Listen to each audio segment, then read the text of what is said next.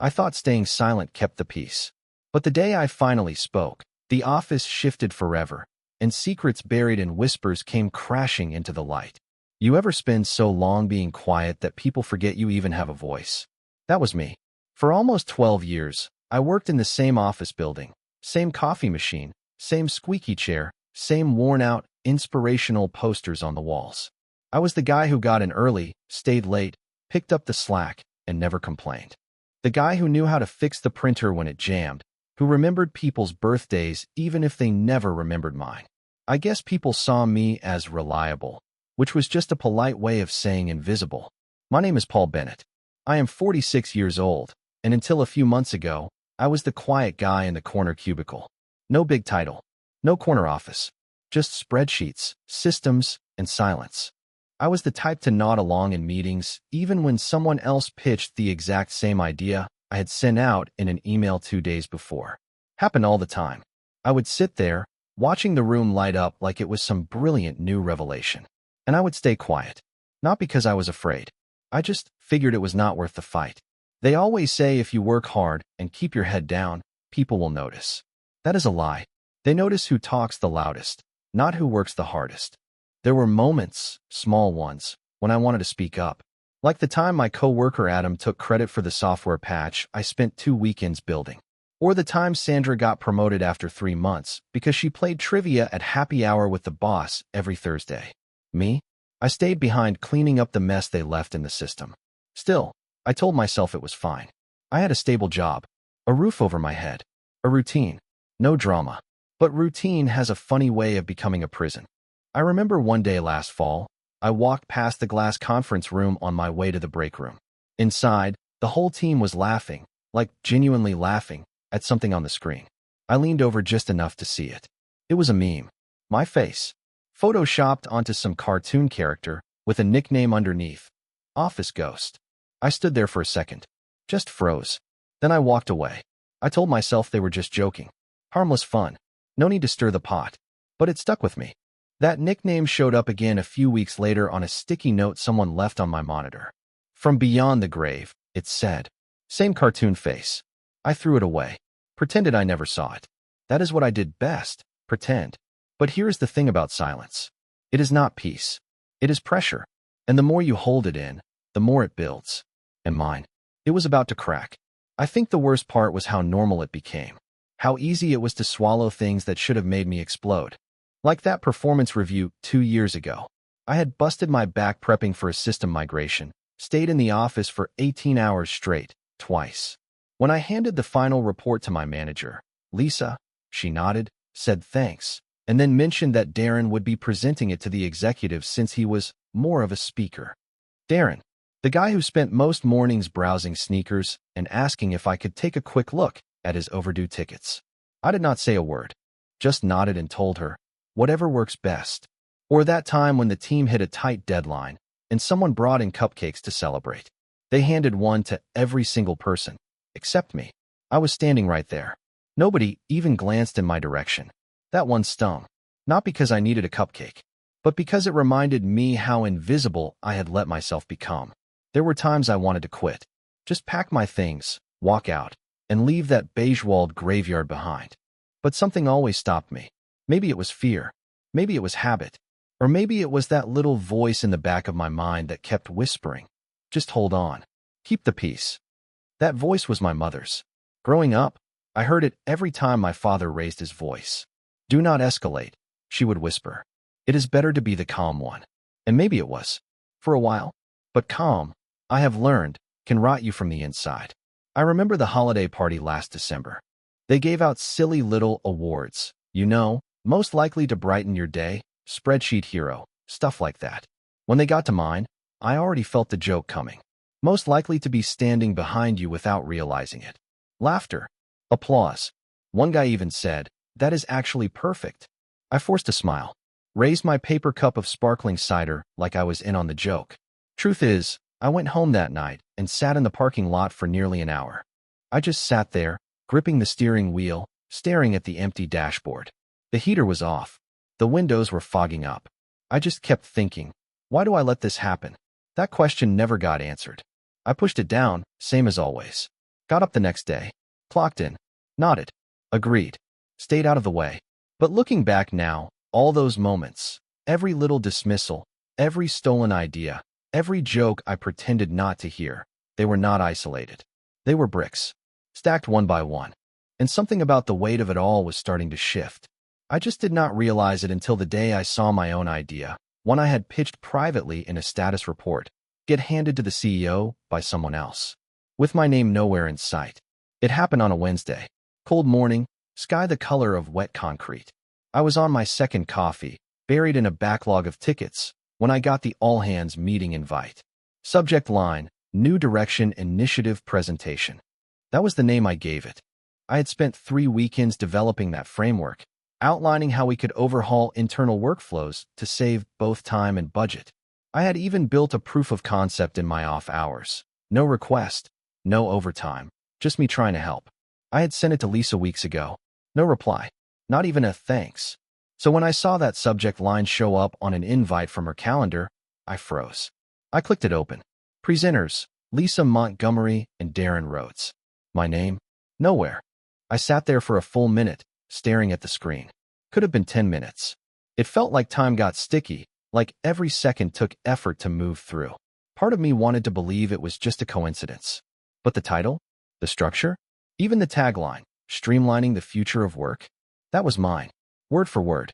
I should have stood up right then, walked to her office, demanded an explanation. But instead, I minimized the window, took another sip of coffee, and told myself, it is not worth it. It always came back to that. Besides, Lisa had always been one of those managers who smiled like she was doing you a favor just by tolerating you. The kind who circles back and touches base, but never actually listens. And Darren? He was a human LinkedIn post in a shiny watch. Slick, confident, and entirely empty. The meeting started at 10. I watched it from my desk, pretending to take notes, nodding along while Darren clicked through my slides, smiling like he had birthed every bullet point himself. I watched the CEO lean forward when Darren mentioned the projected cost savings. I watched Lisa beam like a proud coach. At one point, the head of product, Jackson, said it was one of the strongest internal initiatives he had seen in years. Called it visionary. And all I could do was sit there, invisible again, while someone else wore my skin. I did not go to lunch that day, just stayed at my desk, the monitor dimmed, my sandwich untouched. Then something strange happened. Around 3 o'clock, a junior analyst named Maya stopped by. She had only been on the team a few months, barely knew me beyond the occasional polite nod. She leaned in and said, almost in a whisper, "Hey, was that your project? The workflow overhaul?" I looked at her, surprised. She shrugged. "I sit near Lisa's office. I saw the email you sent. Pretty sure she just rebranded your whole proposal." And then she walked away. That should have made me feel seen, vindicated. But instead, it made something twist in my chest. Because if Maya noticed, how many others did? How many people knew the truth and just stayed silent like I always had? That night, I stayed late. Everyone else had cleared out, except the janitor and me. I sat in the dark, staring at my reflection in the blank monitor. And I thought to myself, maybe I am the one who trained them to treat me this way. And right then, somewhere deep down, something old and quiet inside me started to come undone. The next morning felt different. Not in any big, dramatic way. Just off. The hallway lights flickered more than usual. My badge scanner took a second longer to click green. The office smelled faintly like burnt toast and air freshener, a strange combo that somehow felt fitting. I walked in and passed Lisa in the break room. She smiled, wide and bright, like nothing was wrong. Like she had not stolen my work and served it up on a platter with Darren's name on it. "Morning, Paul," she chirped. "Big turnout yesterday. Great momentum. Hope you got to catch the call." I just nodded. Said nothing. But my jaw clenched tight enough I thought I might crack a molar. Back at my desk, I opened my inbox. The usual junk. System alerts. Budget updates. Then one message stood out, short, and signed, no subject line. Just a single sentence. "You do not have to keep eating it." That was all it said. No signature. No thread history. No reply option. At first, I thought it was spam. But it was sent directly to my work email, not the alias. And the timestamp? 2:15 a.m. I looked around. No one seemed to be watching. Maya was a few rows over, headphones in, scribbling notes on a notepad. I deleted the email, emptied the trash, told myself it was nothing, but it sat in my mind like a pebble in a shoe. You do not have to keep eating it. For years, I had told myself silence was strength, that I was the mature one for not making waves, that taking the high road would lead somewhere better eventually. But what if the high road just loops in a circle? What if the silence is the reason I have spent over a decade being invisible? By lunch, my thoughts were spiraling. I barely touched my food again, just kept replaying everything. Darren's smirk, Lisa's fake smile, the joke awards, the cupcake snub, the cartoon meme. Each one seemed small by itself, but stacked together, it felt like I had spent years getting slowly buried. I needed air. I walked to the rooftop, the only place in the whole building where you could be alone. No one ever went up there except the facilities guys. It was overcast, windy. The city spread out below like a gray patchwork quilt. I leaned on the railing and stared down, not thinking about jumping or anything like that, just thinking about how easy it would be to disappear. How I already had, in a way. Then I heard a voice behind me. "Lo, careful. You think they would notice if you just stopped showing up?" I turned around. Maya was standing by the rooftop door. I had not even heard it open. She took a few steps closer. I know what it feels like, when it builds up like that, when the silence starts to feel louder than words. I did not respond. She just looked at me and said, "I used to be like that too." Kept my head down, took the hits, smiled through it. But the day I spoke up, everything changed. And then she walked away, left me there with nothing but the wind and the sound of her words echoing in my head. Everything changed. I went back to my desk with a pit in my stomach, because in that moment, I realized I was no longer sure if I could keep playing dead. And even worse, I was not sure if I wanted to. The last straw was not some dramatic betrayal. It was just a meeting. Another pointless, soul-sucking meeting. Fridays were always status update day. Same room, same dead eyes staring at the same slides. Lisa opened the meeting with her usual fake energy. Darren sat beside her, flipping through a printout of his project notes. The same notes I had written. I sat in the back, not even at the table. That had become the unspoken rule. Leave the main seats for core contributors. I guess after 12 years, I still did not qualify. Halfway through the meeting, they pulled up the quarterly roadmap. Darren launched into a speech about scalability, flexibility, and cross-team alignment. Just corporate fluff in a shiny suit. Then came the kicker. He introduced a new proposal, something he called Phase 2 of the Direction Initiative, a system-wide automation protocol. The problem was, I had written that exact draft 3 days earlier and saved it to my personal drive. It had not even been shared yet, which meant someone, either Lisa or Darren, had gone into my files. That was it. Something snapped in me, but not the way you might expect. There was no anger, no boiling rage, just clarity. I looked around the room and realized no one was listening to him. Not really. A few people nodded out of habit. One guy checked his phone under the table. Someone else was doodling in a notebook. They were not impressed. They were just trained. The whole room was built on pretending, and I had been the best actor of them all. So I did something I had never done in 12 years of working there. I stood up. Lisa paused mid-sentence. Darren looked over, confused, like a dog hearing a strange sound. I walked calmly to the front of the room and said, "Can I speak for a moment?" It got quiet, really quiet. Lisa blinked, then gave one of those tight, managerial smiles. "Of course, Paul. Go ahead." I took a breath, looked at Darren, then looked at the rest of the team. And for the first time, I let the silence break. I wrote that automation proposal, I said. Every line of it. It was not submitted. It was not shared. It was in a folder marked private. The air got heavier. Lisa shifted in her seat. "Paul, maybe we can discuss this." "No," I said, steady as a stone. "You have been using my work for months. Years, actually. Presenting it as your own. Telling yourselves I would not speak up. Because I never did." A few heads turned. Phones stopped glowing. "This is not about credit anymore," I said. "It is about the lie we are all sitting in. Every one of you knows how this place works. Who gets praised? Who gets passed over? Who gets fed to the wolves for mistakes they did not make? But nobody says a word. You just nod. You just survive." No one interrupted. No one looked away. I turned to Lisa. "You built your career on other people's silence. I was just the easiest target." I paused, then looked at everyone else. But not anymore. Then I sat down. I do not know what shocked them more, what I said, or the fact that I said it at all. Lisa cleared her throat, trying to recover. Darren looked like someone had unplugged him. And just before the meeting ended, Jackson, the head of product, closed his laptop, stood up, and walked out without saying a word. That was the moment I realized the room was not going back to normal. Because once the truth is spoken, you cannot unhear it. I thought maybe I would get fired. That was the first thing I expected when I walked into the office Monday morning. But the weird part? No one said a word. Lisa kept her distance. No fake smiles. No small talk. Darren barely looked up when I passed his desk. Even HR, usually quick with their friendly check-ins, had gone radio silent. But something had shifted. People were watching me differently. Not with fear exactly. More like curiosity. Like someone who had always been a chair suddenly stood up and spoke fluent English. By midweek, I started noticing small things. Someone had printed out a copy of the original proposal, the one I had saved privately. It was left on my desk, no note, but highlighted in a few places. I recognized the handwriting. Jackson. Then Maya dropped a sticky note in passing. Just 2 words. Keep going. The next team meeting was tense. No fake laughter. No cupcakes. No award jokes. Lisa talked like she was reading from a teleprompter.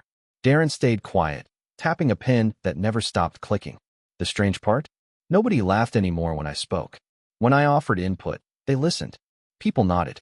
Maya even backed up one of my points during a discussion, quoting something I had written in the project wiki months ago. That had never happened before. It felt good, almost too good. But just when I started to think maybe the tide was turning, the email came. Late Thursday afternoon. From IT. Subject line. Unusual file access detected. I opened it, assuming it was some generic update about system security. But this one was addressed directly to me. They had flagged an internal breach. Someone had accessed and copied 6 months' worth of my personal project folders using a remote login, under my credentials, but at hours I was not even in the building. It had happened multiple times over the past year. And it was not just Lisa or Darren. The trail led deeper. Multiple users. Higher clearance levels. Some names I did not even recognize. I sat there, reading that report, heart thudding like a drum in my chest. This was not just office politics. This was planned. Someone had been watching my work, harvesting it piece by piece, building something behind the scenes. My ideas, just the fuel. That night, I went home and pulled up every old file I had ever submitted. I started comparing timestamps, cross-checking logins, compiling everything. And slowly, a pattern emerged. A project, something big, was being built using the foundation of my work. But it was not listed on any roadmap. It was not in the archives. It did not officially exist. Which meant only one thing. They were hiding it. I barely slept that night. My living room floor was covered in printouts, post-its, and a mess of open tabs. I had not done something like this since college, staying up all night, piecing together a puzzle no one even knew existed. But this was different. This was my life's work, stolen and stitched into something bigger, something off the books. By morning, I had a rough outline. Whatever this hidden project was, it was pulling in elements from 7 different proposal drafts I had submitted over the last 3 years. Automation frameworks, scalable resource allocation, even some of the cloud security protocols I had pitched but were not feasible at this time. Every single one of them, rejected publicly. But in the background, cherry-picked, rewritten, merged into something called Phoenix Initiative. That was the name buried in a metadata string from an archived PowerPoint. It was not supposed to be visible, but it was there. I had never heard of it. It did not show up in any team directory, Jira board, or Slack channel. But it was real. The more I pulled, the more it stank. There were traces of off-site file sharing, encrypted links sent between 2 VPs, neither of whom I had ever worked with directly. One of them was part of corporate strategy. The other was in global partnerships. It went beyond Darren, beyond Lisa. That was when it hit me. They were using my work to build a product they could sell. Not just an internal process upgrade. A commercial platform. Something they could roll out to clients, slap a shiny name on, and market as revolutionary. And the best part? Since none of it had been officially logged under my name, I would not see a penny. Not a bonus. Not a credit. Not even a mention. Just another quiet cog. I printed out everything I could. Not just files, but screenshots. Login timestamps. The access logs from IT. I backed it all up, twice, on encrypted drives. And then, I made a choice. I did not go to HR. I did not write a formal complaint. I called Jackson. He picked up after one ring. His voice low, like he already knew why I was calling. I am sending you something, I said. And after you read it, you can decide whether you want to pretend this place is still worth saving. 5 minutes later, he called me back, and his voice had changed. How long have you been sitting on this? Since yesterday, I said. But I think it has been happening a lot longer than that. Silence. Then, meet me in the basement conference room. 15 minutes. Come alone. I almost laughed. It sounded like a spy movie. But I went. The basement floor was always freezing. Most people avoided it unless the power flickered or IT needed to reset the servers. When I stepped into the conference room, Jackson was already there, sleeves rolled up, face unreadable. He looked at me and said something I was not ready for. Phoenix is real, and it is launching next month. That was when the full picture came into focus. The stolen files, the secrecy, the fake rejections. They had built a ghost platform using ghost labor, and I had been their blueprint. The room felt colder than usual. Jackson stood by the whiteboard, flipping through the printouts I had brought. He did not speak for a while, just read. His brow kept tightening the further he went. This is worse than I thought, he finally said.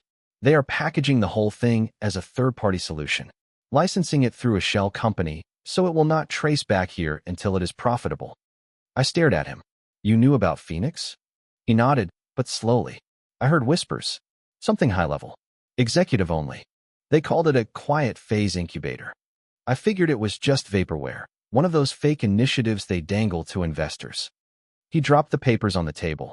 But this is your code, your architecture. They are selling your brain and calling it theirs. I felt sick. Not angry, just hollow. They never even asked, I said. He looked me dead in the eye. Because they never planned to. I leaned against the wall. My legs felt unsteady.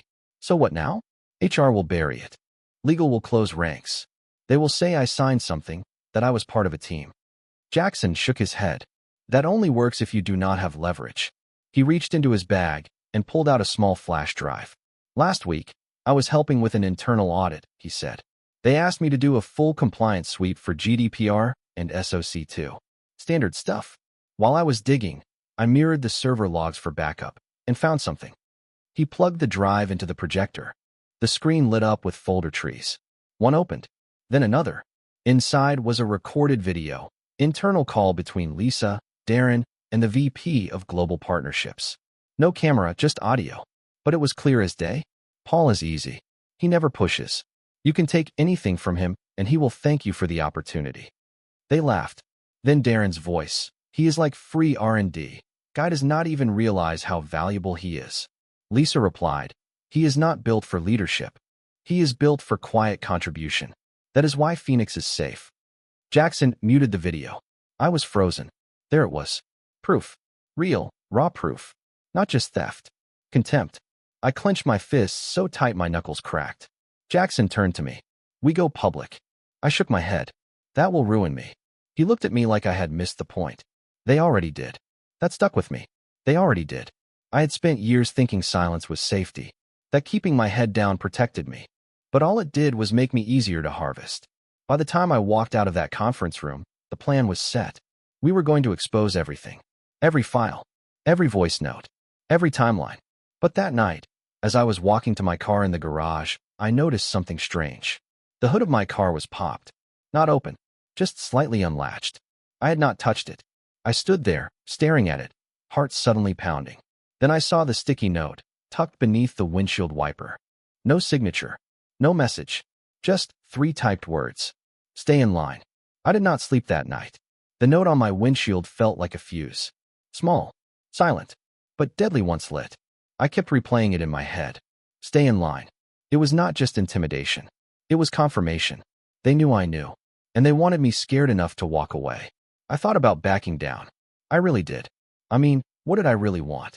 Recognition? A raise? My name on a deck? But it was not about any of that anymore. It was about dignity. Because once someone takes your work, mocks you behind your back, and then threatens you to keep your mouth shut, you stop caring about titles.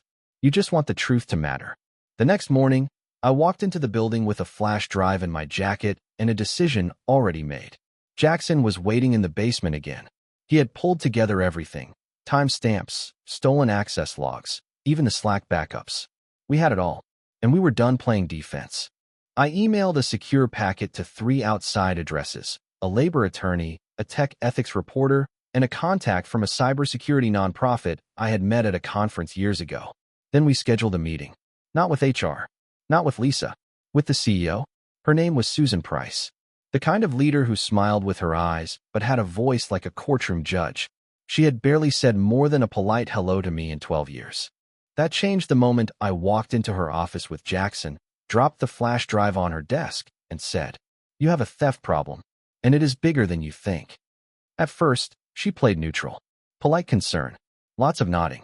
But once she saw the files, once she heard the voice clip, something in her cracked. "Why are you bringing this to me now?" she asked. I told her the truth. Because I was quiet for too long. And now I am done. She asked if we had gone public. I said not yet. But we would. Unless it was made right. She sat back. Said she needed a day to review everything. We gave her until noon the next day. That afternoon, I went back to my desk like nothing had happened. But I could feel the energy shift. Maya gave me a thumbs up from across the room. Darren walked past without looking up. Lisa? Her door stayed closed the rest of the day. Around 5 o'clock, I got the email. Subject line, meeting confirmed, executive leadership reassignment. No details. No explanation. But I knew what it meant. Something had moved. I walked out of that building feeling lighter. Not triumphant. Not smug. Just clear. For 12 years, I thought silence kept me safe. But it only kept me small. And now? I had spoken. Not screamed. Not burned the place down. Just stood up. Told the truth. And they had no choice but to listen. But just when I thought it was over, just when I thought the dust had settled, I got a call. Unknown number. No voicemail. Then a text. Blocked ID. For words. You do not know everything. The message shook me. You do not know everything. For words that pulled me back into that old fear. That feeling I had lived with for so many years, of being powerless, outnumbered, outmaneuvered. I stared at the screen, my thumb hovering over block. But something in me said no. Not this time. So I waited. The next morning, Susan, our CEO, called an emergency town hall. She walked in holding a folder that looked a lot like mine. No smiles. No warm-up. She went straight into it. There have been serious ethics violations discovered in a high-level internal project. Effective immediately, multiple executives are under investigation, and 2 have submitted resignations. The room went dead silent. Then she said something I never expected. I would also like to personally thank Paul Bennett for bringing this to light. Every head turned. People who had never even made eye contact with me suddenly stared like I was made of glass. Susan continued, "There will be sweeping changes in how we track internal contributions. Effective today, we are launching a full audit of past project attributions." Her voice was sharp. Final. But even then, I knew it was not over. Later that day, Jackson pulled me aside. His face was pale. "There is one more thing," he said. "That text you got? I got one too. Same message." He handed me a file, one I had never seen. It was a printed report, redacted in places, but still readable. And right there, in bold, Phoenix Initiative, Confidential Acquisition Strategy. At first, I thought it was just the stolen platform again. But then I saw the date. It was created 4 years ago, long before Lisa, long before Darren ever touched my work. And then it hit me. Phoenix was never about innovation. It was a system, a pipeline, designed to spot employees like me, quiet, capable, non-confrontational, and extract from them. Track their ideas, monitor their files, and slowly siphon value without ever alerting them. They had done this before. To others. I was just the latest draft. I looked at Jackson. "Why are you showing me this now?" He sighed. "Because you were the first one to fight back." For a moment, I did not know what to say. The silence between us was heavy, but different this time. Not fear. Not shame. Power. Because this time, silence was not a cage. It was a choice. And I was done choosing it. That week, I took a meeting with a reporter. The article went live the following month. Headline read, "Ghost Workers, the Hidden Theft Inside Corporate Innovation." It went viral. Other employees, different companies, different departments, different countries, started coming forward. Same patterns. Same silence. Same pain. And I realized something I never understood until then. Silence does not protect peace. It only protects power. You speak once, Just once. And it is like lighting a match in a room soaked in gasoline. Everything changes. I still work at the company. Susan asked me to stay. Said they needed people who were not afraid anymore. I still sit at my same desk. Still fix the occasional printer jam. Still show up early. But I am not the same man. People hear me now. They see me. But more importantly, I see me. And once you learn how to speak, you never go back to silence again.